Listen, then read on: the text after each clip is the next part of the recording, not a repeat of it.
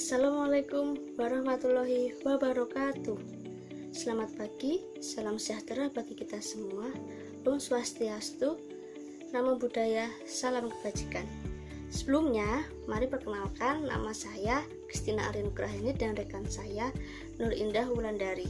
Dalam video ini, kami akan membahas mengenai kebersihan dan kesehatan lingkungan.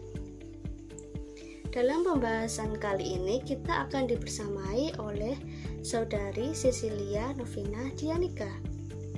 Saudara Cecilia Novina Dianika adalah pribadi dengan minat tinggi untuk selalu belajar, bekerja keras, selalu berpikir positif dan terbuka, sehingga mudah beradaptasi dengan lingkungan sekitar. Dapat melayani dengan sepenuh hati, ramah, dan murah senyum adalah kelebihannya. Beliau lahir di Yogyakarta tanggal 9 November 1997. Domisili saat ini berada di Desa Sonosari, RT 7 RW 14, Tegal Tirto, Merbah, Sleman, Yogyakarta. Memiliki tinggi badan 150 cm dengan berat 45 km, status lajang, agama Katolik, dan hobi bersepeda. Pengalaman magang yang pertama tahun 2018 di Rumah Sakit Ortopedi Dr. Suharto, Surakarta. Kemudian seminar dan pelatihan yang pernah diikuti tahun 2019 yaitu International Conference on Health Science berada di Hotel Royal Ambarukmo. Organisasi yang pernah diikuti tahun 2017 sampai 2018 yaitu Ikatan Mahasiswa Kesehatan Lingkungan Indonesia sebagai pengurus pusat bidang kaderisasi. Pada tahun yang sama juga, beliau mengikuti Himpunan Mahasiswa Jurusan Kesehatan Lingkungan Poltekkes Kemenkes Yogyakarta sebagai koordinator bidang penalaran. Pada periode tahun 2016 sampai 2017, beliau mengikuti Himpunan Mahasiswa Jurusan Kesehatan Lingkungan Poltekkes Kemenkes Yogyakarta sebagai sekretaris. Pendidikan terakhir yang telah ditempuh pada tahun 2016 sampai dengan 2019, yaitu di Poltekkes Kemenkes Yogyakarta dengan prodi D3 Kesehatan Lingkungan. Saat ini beliau sedang menempuh kembali pendidikan untuk mendapatkan gelar sarjana atau S1. Bapak-bapak, ibu-ibu, kakak-kakak, dan adik-adik semuanya, sudah kita ketahui bahwa lingkungan merupakan tempat bagi hewan, manusia, dan makhluk hidup lainnya untuk hidup, tumbuh, dan berkembang. Oleh karena itu, sudah sepatutnya bagi kita sebagai manusia untuk menjaga kebersihan, kesehatan, dan keseimbangan lingkungan. Mengapa demikian? Karena kesehatan lingkungan salah satu kunci untuk menjaganya yaitu dari kebersihan lingkungan. Dan kesehatan lingkungan merupakan bagian dari kesehatan masyarakat pada umumnya. Permasalahan mengenai kesehatan lingkungan, terutama di kota-kota besar di era pembangunan ini, perlu mendapat perhatian lebih dan cara menyelesaikannya secara strategis. Permasalahan mengenai sampah atau limbah yang dihasilkan oleh masyarakat semakin lama semakin menumpuk. Perlu ada pengelolaan yang tepat untuk mengatasi permasalahan tersebut. Oleh karena itu, dalam video ini kita akan membahas beberapa hal mengenai gambaran umum kesehatan lingkungan, indikator lingkungan yang sehat, cara menjaga kesehatan lingkungan, cara pengelolaan sampah yang tepat untuk menjaga kesehatan lingkungan, dan yang terakhir, tips mengubah sampah menjadi barang yang berguna, bermanfaat, dan memiliki nilai ekonomis. Simak videonya karena kita akan dibersamai oleh narasumber kita. Nah, Bapak Ibu, apakah Bapak Ibu tahu kesehatan lingkungan itu apa? Ya, benar.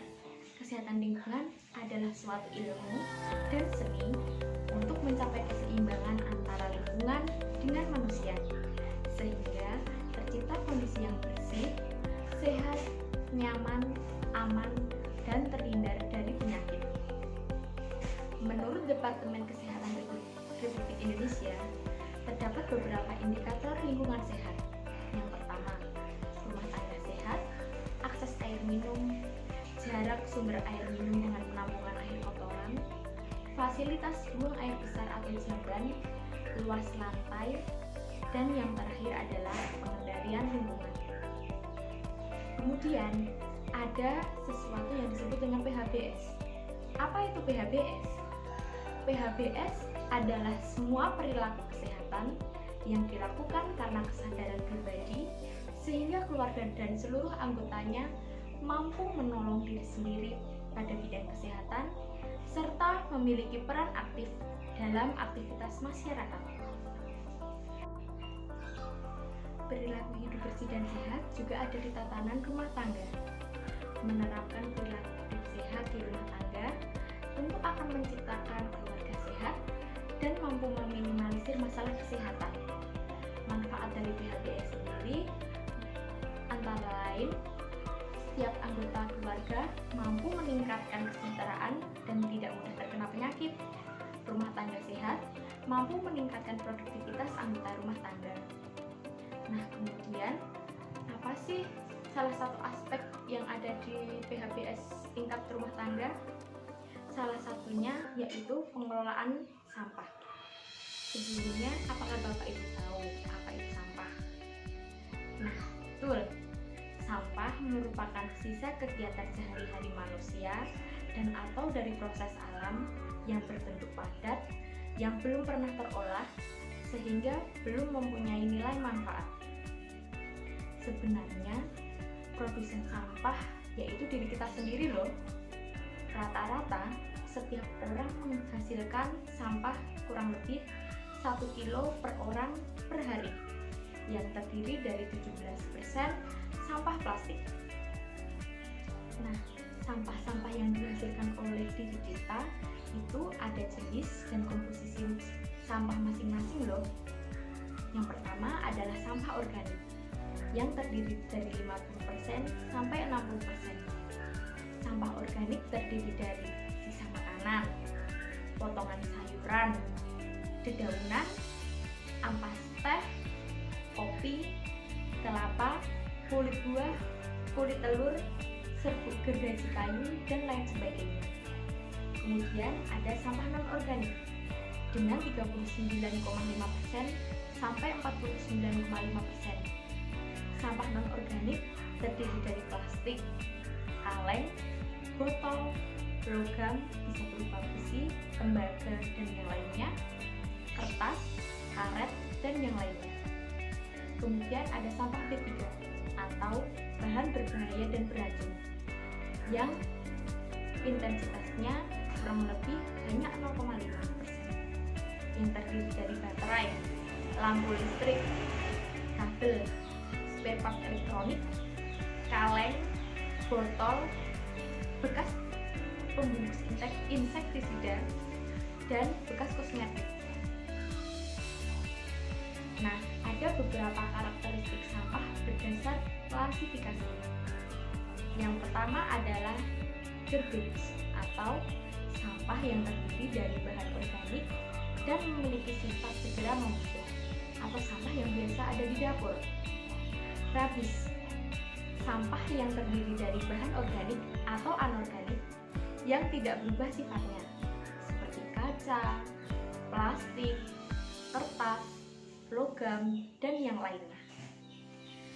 Ash, sampah sisa pembakaran dari bahan partikel kecil yang memiliki sifat mudah berterbangan, seperti abu hasil dari pembakaran kayu yang biasa dibakar. Kemudian, sampah ditinjau dari sumbernya. Di antaranya adalah sampah domestik yang biasa dihasilkan dari kegiatan rumah tangga, sampah industri yang biasa dihasilkan dari proses industri, sampah dari jalan dan taman, sampah dari pasar, sampah dari kawasan komersil, dan sampah dari daerah yang lainnya. Sampah dari sifat kimia ada beberapa juga loh. Ada sampah organik, anorganik, dan bahan beracun dan berbahaya. Jenis limbah padat domestik. Pertama, berdasarkan tingkat bahaya. Yang pertama yaitu sampah berbahaya atau B3. Sampah terkontaminasi oleh bahan beracun dan harus dikelola secara khusus. Kedua yaitu sampah tidak berbahaya. Sampah tidak tercemar oleh bahan beracun dan dapat dimanfaatkan kembali. Kemudian, jenis limbah padat domestik berdasarkan dekomposisi. Yang pertama adalah sampah organik yang dapat diurai dan berasal dari makhluk hidup. Kemudian ada sampah anorganik, tidak dapat terurai dan berasal dari benda mati. Sumber-sumber sampah bisa dibagi menjadi dua kelompok besar, yaitu sampah dari pemukiman atau sampah rumah tangga. Kemudian ada sampah dari non-pemukiman yang sejenis rumah tangga, seperti pasar, komersil, dan lain sebagainya. Sampah dari kedua jenis sumber tersebut dikenal sebagai sampah domestik, sedang sampah non-domestik adalah sampah atau limbah yang bukan sejenis rumah tangga. Misalnya, limbah dari proses industri. Bila sampah domestik ini berasal dari lingkungan perkotaan, dalam bahasa Inggris dikenal sebagai Municipal Solid Waste atau MSM. Variasi sampah dipengaruhi oleh beberapa perbedaan, di antaranya jumlah penduduk dan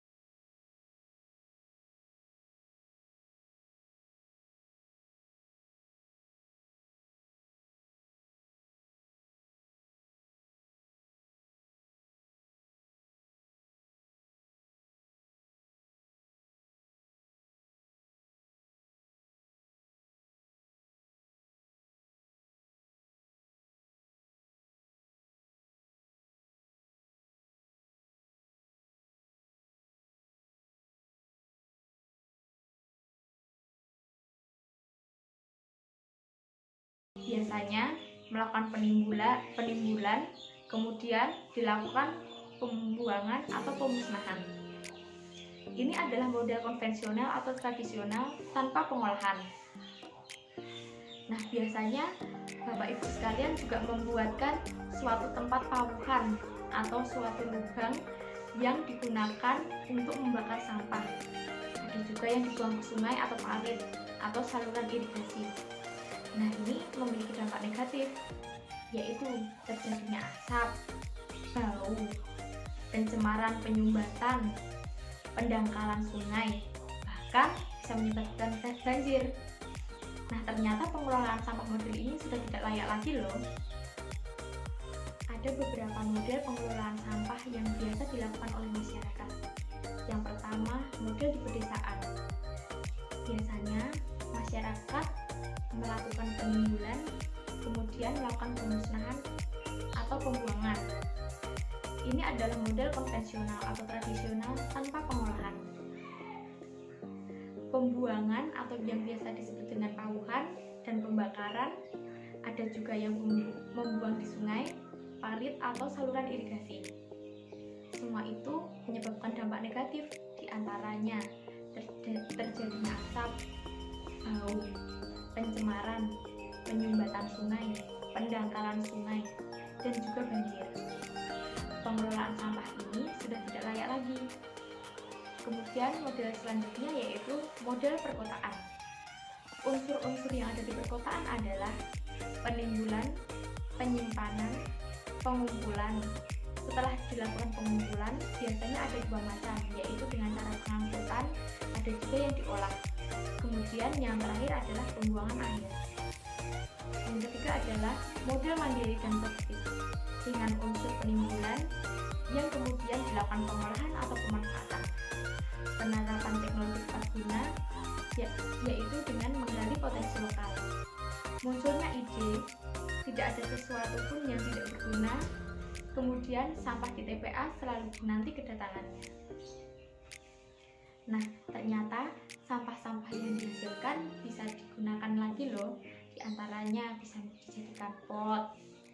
Kemudian ada juga yang melakukan sistem pemilahan, yaitu sistem 3 tempat. Nah, apa sih keuntungan memilah sampah? Sampah yang kita timbulkan dengan persentase 67% yaitu sampah organik dan 32,8% yaitu sampah anorganik dan yang lainnya. Sampah organik biasanya digunakan untuk dibuat kompos dan sampah anorganik bisa dikelola. Dan semua itu dapat mengurangi timbulan sampah dan memperoleh penghasilan tambahan. Bagaimana semua itu bisa terjadi?